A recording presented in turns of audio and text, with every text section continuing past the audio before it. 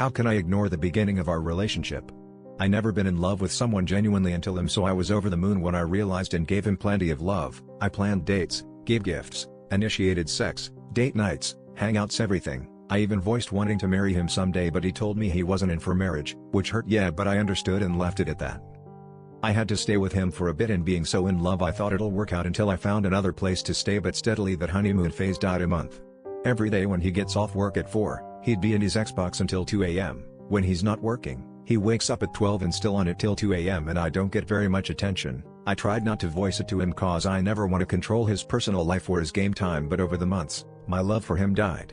When I realized it died, I told him that I don't see a future for us anymore as I did when we were first together. We wanted different things. I wanted marriage, he apparently didn't. I wanted to spend time outside, he wanted to stay inside. I wanted dates, he thinks playing games together is enough. I voiced that I didn't want it to end like this, mostly for the fact I had nowhere else to go, and asked him to be patient with me as I try to navigate my feelings back. He asked how he can fix this, and I told him spend more time with me. For a month or so he did, and I had some feelings back, but when I told him I did, he stopped and went back to gaming all day.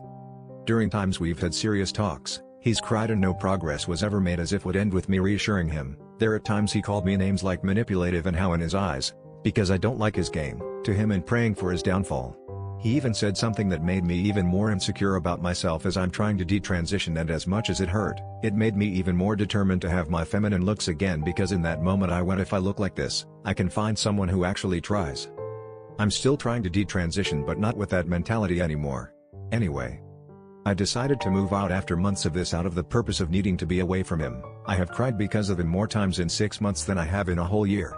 I'm still with him because I feel like this space is helping, but I can't help but just feel indifferent to him and the stress he put me through during those months.